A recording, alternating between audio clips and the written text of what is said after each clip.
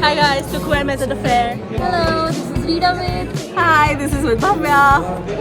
When what truly matters to me, I know for sure it's not a fancy degree. I like to do what I love. Hi guys, I'm back from the fair and these are all the books that I've got and that I'm gonna share with you all today. So before I actually delve into the book haul, I thought I would share a few words about what I feel for this book fair, because I feel a lot for this, believe me. So I think the first time I attended the World Book Fair was in 2023, perhaps. That was the first time I did attend the book fair. And or wait, it was 2022, and it was such an amazing experience. I have never been to the World Book Fair before then, because I used to live in Assam, but then I shifted to Delhi for studies and then subsequently for work. So I attended the book fair. I have been attending it for a couple of years now, and I have to say that it's such an amazing experience. One thing that I'm yet to do is actually cover the whole of it any of these years, because it's just so big, and I usually give up after I reach section H, G, H, I, and then I'm like, I'm tired, I'm an old woman. So I think it's a wonderful thing. There are different panels. This time, at least as far as I know, the Brahmaputra Literature Festival was also held under its awning, and it was so amazing seeing all these people there, and you always end up bumping into one or the other. And I personally really loved that experience of, you know, meeting like-minded people. Books books are what bind us all, and seeing that huge level of a book fair is just an amazing experience. The dogs are barking quite a bit today, but I think that's sorted now. So anyway, yeah, it was a wonderful experience. The publishing house that I work for also had a stall there, so I had twice the reason to be at the book fair, and it was just amazing. And I just wish it went on for longer, because I definitely would have liked to go there once again. I was traveling for the half of it, so I couldn't attend in the beginning half, and then when I did, it was almost towards the end, which was a pity. But without further ado, without any more rambling, I'm going to share all the books that I got at this fair with you all now.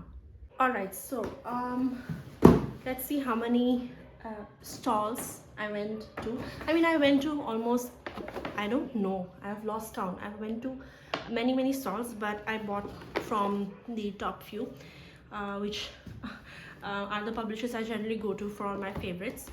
So first, let's share the book. Let me share the book I got from Hachette, and that is that is Your Utopia by Bora Chung.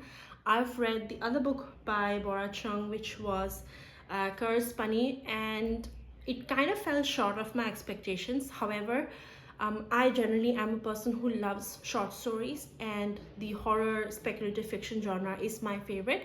That is why I got this one as well, and I'm very excited to read it. Again, this is a translated work. It's translated by Anton Hoare, and it's an amazing collection, and overall it's very interesting. So I would recommend you to try out these books, Your Utopia, Curse Bunny, which are short story collections from the horror / speculative fiction genre. So I would definitely recommend you to try it. Okay, then I also got a book from Pan Mac, and I think the bag went with my friend because she got many more books from Pan Mac. I'll try to bring her on the screen sometime so that she can share with you the books that I made her buy.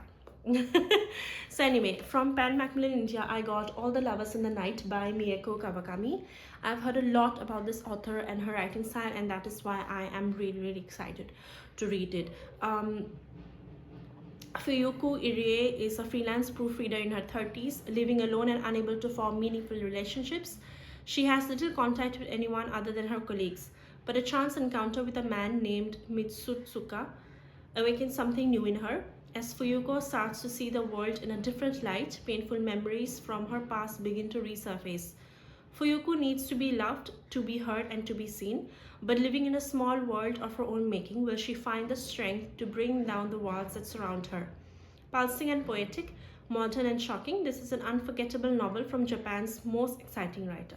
This will be my first book by Miyako Kawakami, and I'm really excited for it. I hope I end up loving it, because if I do, I really do want to explore the rest of her books as well. So if you have read this book or any other book by this author, let me know what you think.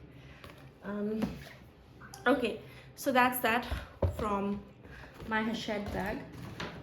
From Penguin, I just got one book this time. It was very crowded, and I personally don't really like crowded places. It really makes me feel suffocated. So this is a compromise I make. I don't have the courage to barge into those, or push around and all that. There's a marriage going on in my neighborhood, in my lane actually, so please forgive the background noise. Coincidentally, both the bride and the groom live nearby, like 5-6 houses. You can see each other. They're both their parties, and so it's really amazing to watch from my balcony. So anyway, I got one book from Penguin, and that is Simple Passion by Annie Ernaux.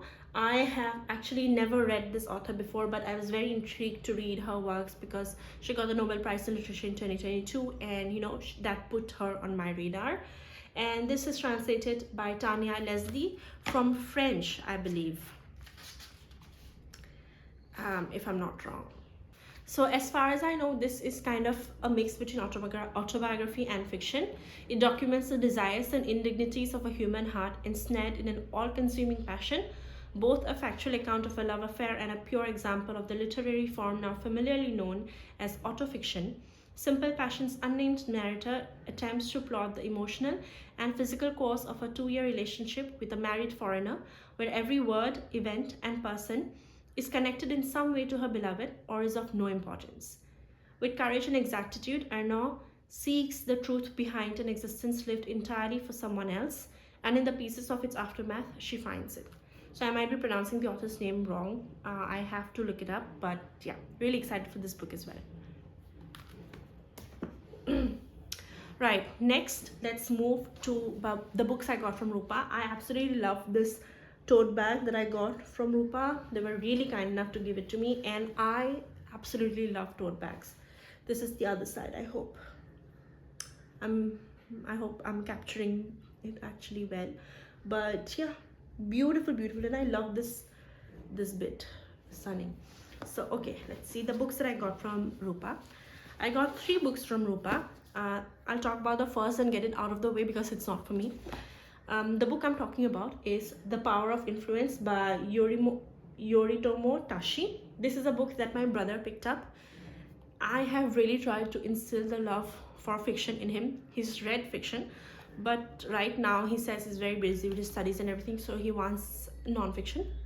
And there should never be any boundaries when it comes to reading, so he is going to explore this book, and I hope he learns something from it. I have no idea about it, but it's basically, the subtitle says, Timeless Strategies, Modern Triumph, The Statesman's Guide to Mastering Life. So I hope it is helpful to my brother. We'll keep that aside. Then let's talk about the 2 other books from Rupa that I got. To be specific, they are from LF.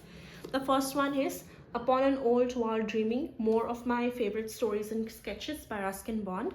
Now, I have recently been in the mood for something cozy and fun, and unfortunately that has all been set. Whatever books I've read in that category has all been set in, well, outside India basically. So I want to explore something from inside India, and that is why I want to read Ruskin Bond, because I know his works kind of exude that coziness. This one is a brilliant collection of fiction as well as non-fiction.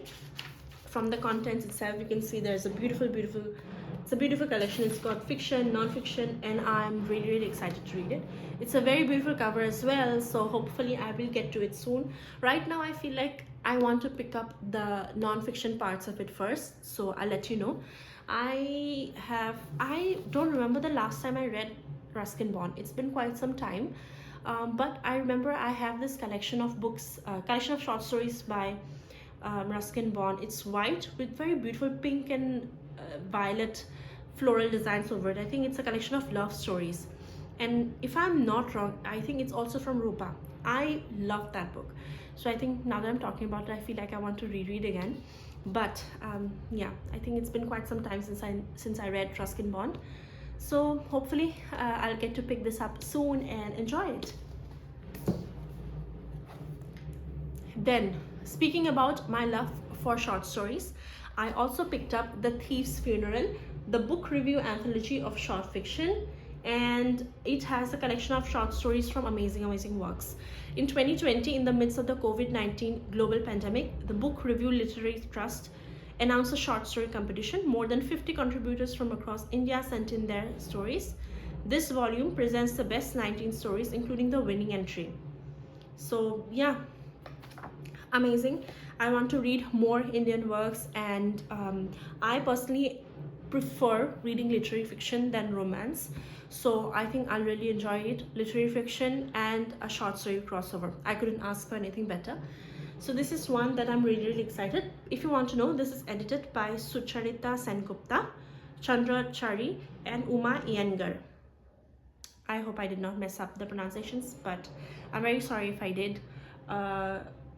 So yeah, excited. I really like the cover as well. It's very unique, kind of very minimalistic on the one hand, but then we have these beautiful sketches, very rustic. Really like it. So yeah, this is another book that I want to read very soon. So that's it for my Rupa haul. Next, let's move on to HarperCollins. I got another tote bag from HarperCollins, which is, you know, recycled cotton, as it says here. This is this beautiful Harperfile bag, and it's quite spacious as well. So let's see the books that I got from there. How many books did I get? I got 3 books from HarperCollins. So the first book I got is Letters from the Ginger Shihodo Stationery Shop by Kenji Ueda, translated by Emily Bellistrieri. Now there recently has been a rise in this sort of, you know, cozy books. We have the Restaurant of Lost Recipes, Lantern of Lost Memories.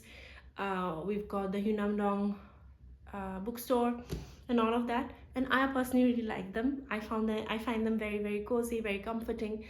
And this one is that it's cozy. Plus, it's got stationery in it. So I personally really like it. I do a lot of journaling. If you might have seen my other videos, I do a lot of journaling. So I have a really deep-rooted love for stationery and anything, you know, artsy kind of, or journaling or writing. So I am really excited to read this book. I'm sure it's going to be amazing. I also love the cover, and it says here, write a letter, heal your heart. And I love how the background is, you know, ruled paper basically. It's amazing, and I am really excited to read this book, because sometimes you need something light and cozy that will fulfill your heart at the end of a long day at work. So this is something I really am excited to read. Then I got another book. I have not seen it anywhere on social media, but I saw this book on the shelf, and firstly I was like, that's a great cover, and then I read the synopsis at the back and I was like, I need to read this book. It is Fang Cixin's First Love Paradise by Lin Yihan, translated by Jenna Tang. And this, however, I should say that you should pick up this book with a lot of you know, after going through the synopsis and with a disclaimer that it is not about everyone, not for everyone. It has themes of grooming, so it's not, of course, for everyone. One of the most influential novels to come out of Taiwan in the past decade, a surreal, stirring account of sexual violence from a gifted voice gone too soon. 13-year-old Fang Cixin lives with her family in an upscale apartment complex in Taiwan. Theirs is a strictly knit community of strict parents and privileged children. She and her neighbor Liu Yiting bond over their love of learning and books, yet it is their lack of real-world education that makes them kindred spirits. Cixin's innocence is irresistible to Li Guoha, a revered cram school literature teacher and serial predator who lives in her building. When he offers to tutor the academic-minded girls for free, the parents, unaware of the teacher's true nature, happily accept. While Yiting's studies with Li are straightforward, Cixin learns about things no one else teaches them in school. For her own salvation, Cixin begins to think of her personal hell as her first love paradise, where the power of love, no matter how twisted, gives her the strength to survive. This is a chilling tale of grooming and its lingering trauma and the power structures that allow it to flourish. So, I mean, from that synopsis, you do know that this is not a very light book and it's not for everyone. Unfortunately, the author died in 2017. This is her first and only novel. It sold more than 1 million copies globally, won prizes including the Open Book Best Fiction Award and the Liang Yu-sen Literary Award, and became a feminist manifesto across Asia. So I'm really, I shouldn't say excited. I am eager to pick it up and yeah, for my thoughts about it. I'll probably make a review post on it very soon. I personally have read My Dark Vanessa, and that was also a very harrowing read, and I think this will be no less. Although it is not right for me to compare two books which is based on that sort of a topic, right? So anyway, I am going to read this book. Let me know if you want to hear my thoughts on it. I think we are at the end, because I have just one more book that I want to share with you all. I got this chunky book, Dragon Rider by Taran Matharu. From the ashes of an empire, a hero will rise. So I have been looking for a new fantasy series to start, to commit to, and this is the one that caught my eye. I want to read about dragons. I have recently been reading about dragons in Fourth Wing, but that is, as far as I know, it's romantasy. I don't think this is romantasy. I think this is pure fantasy. So I'm very excited. Jay has spent his life forced to serve the cruel empire that killed his family and now rules his people. To grow ever more powerful, the emperor's young son is betrothed to a princess of the Dance Kingdom, an unconquerable realm where ancient beasts roam. The princess brings with her a priceless gift, dragons. Only dance royalty can bond with this magical beast to draw on their power and strength, until now. When the betrothal goes wrong, a bloody coup leads to chaos at court. Finally, Jai has a chance to escape. He flees with a fierce dance warrior, Frida, but not before stealing a dragon egg. To vanquish the empire, he must do the impossible, bond with a dragon. Only then can he seize his destiny and seek his revenge. So I'm really excited to start a new fantasy series that is not solely romance, although I do love romance. So these are all the books that I got from the book fair. I am very happy with my purchase, and I'm very excited to read them all, except this non-fiction one that I got for my brother, that my brother got, that I paid for. So anyway, yeah, these are all the books. So many thanks for watching this video. If you have watched till the end, it means a lot. You can also subscribe if you haven't already, and drop a comment letting me know if you went to the book fair, what did you get, and if you want to go, if you haven't been yet, which I think is a tragedy. Because I think being there is such an amazing experience, and I'll never forget it for the rest of my life, and I'm going to urge everyone to attend it if you can. So yeah, thank you so much for watching this video.